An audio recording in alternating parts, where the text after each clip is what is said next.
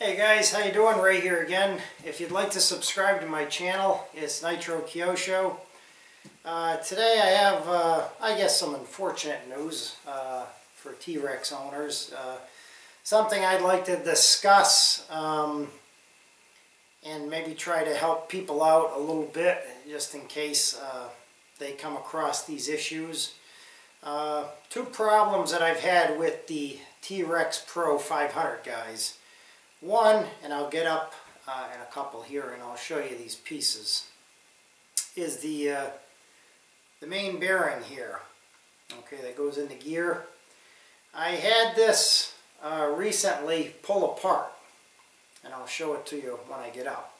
But the bearing actually pulled out of this, which actually this goes and screws into the main gear there, but I'll show you in a second.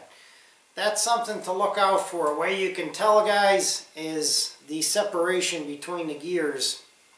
It starts to get a separation in there between the auto rotation and the main gear.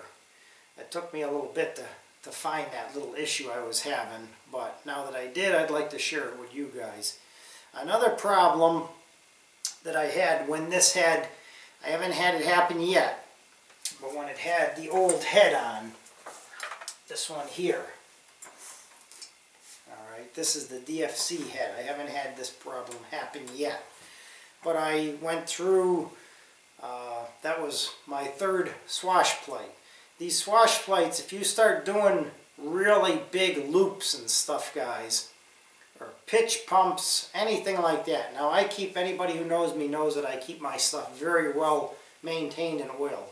I had a situation that could have caused a major crash, because these pulled out. These bearings also pulled out of the swash plate, the big bearing that sits in there. I had it happen twice on the old head, and then I put a new swash plate, and then I switched to the DFC. And these were about, I think, 30 bucks a pop. These you're not going to be able to notice too much, guys, because I actually brought these to work and in my machine shop, and we tried to press them back in, and they did press back in, so they're level. But I don't know if you could trust using these again, because they would probably do the same thing again. So that's two things to look out for with this machine, guys. Now this actually did cause a crash. I call it a hard landing, because I heard a weird sound, like a whining, like a slipping sound or a whining sound, and I brought it in the house and I looked it over for about an hour and a half, 2 hours. Thought the speed control might have been burned out. Then I thought the motor might have been shot, and I did some testing on the bench. Took the main blades off, and took the motor out, tested the motor separately. And it turns out that's what it was. I mean, the bearing had pulled out and then it was slipping on the shaft. So, luckily, the only damage that I got was the skids, because I was hovering it in the back and it just kind of came down like an auto rotation hard, and it broke the skids. But that was it. The two white skid plastic pieces here broke. But that day prior, I was flying it around in the field, and I had a little bit of a warning, but it didn't happen. But if it was high up or I was an idle up, it would have been a big dollar crash. I mean, big dollar. So you always got to check these things over and maintain them, guys. That's why it's important when you put these things together. I should be taking my own advice. When you put these things together and you see how things go together, guys, make a mental picture in your head.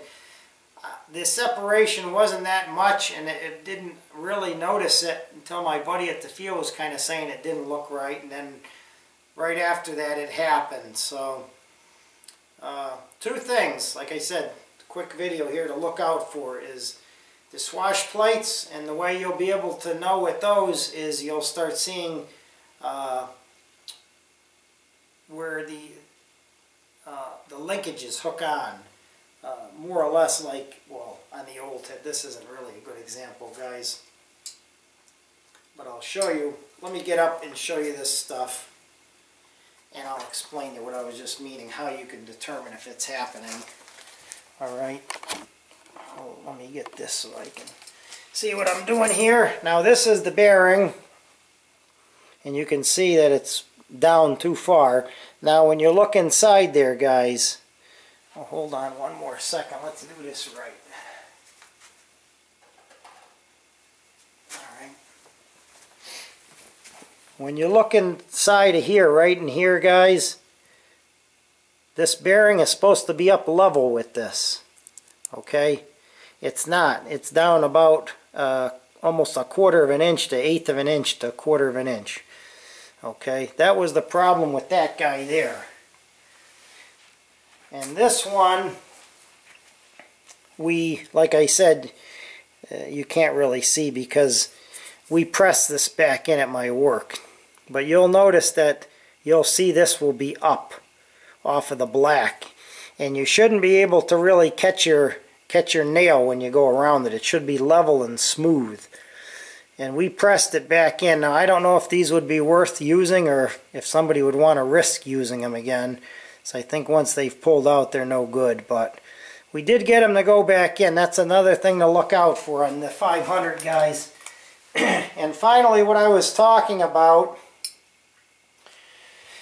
how to tell if that is happening, is right here where you see this is spinning around, these wash out all the arms and everything. Right here, you're going to be able to see the underneath of this, guys. Right underneath these, you're going to see that wearing out the plastic, and you're going to hear it. It's not going to go around smoothly, it's going to be rubbing. And that's a sure sign that that bearing pulled out of there. So you want to make sure that that is always smooth and it's not hitting these at all. Because if it is, then you've probably got a bearing that has pulled out. Okay. And that's all I really got to say here, guys. It's just a little tip for the this size helicopter, the 500 Pro, to look out for. And always try to maintain these things properly, guys. Always check them over. I always check these things over. I always oil all the bearings and everything properly. And there's still going to be something here or there that's going to get you. So you really have to check these things over before you fly them. And really check all your nuts and bolts. Make sure everything is Loctited. And if something doesn't sound right, put it on the ground, guys. Because most chances are something's not right with the machine, and it's going to lead to something bigger. And usually it means for me opening my wallet up, which I'm getting tired of. I said to my buddy at work, I says, you know, somebody ought to teach these guys over in Taiwan there how to press fit bearings properly, because we do some of that stuff at my work. And he says, they do know how to do it properly. I says, well, then why did it pull apart? He goes, no. How many times did they get your money? They got your money once, they got your money twice, they got your money 3 times. He says they do know how to do it right. You know, they make a lot of stuff that just is inferior products. And it's sad. It gets sometimes a little bit irritating in these hobbies. Somebody will tell me, oh, we'll get something, a higher quality machine. I've seen it happen on all kinds of machines, Mikados and Gowies and T-Rexes, and every machine has their problem, guys, because none of them are made in America.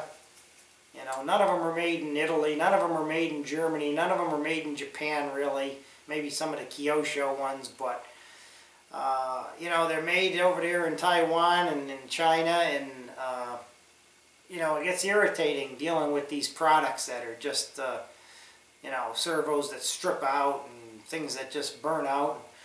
That's really why I got away from the E-Flight company, because too many problems with their helicopters. And these are a little higher grade than them, and then, you know, the Gowies and the Mikados are probably a little bit higher grades than these, and it goes up the line. But if they're all coming out of the same area, guys, they're all going to have issues at some point or another.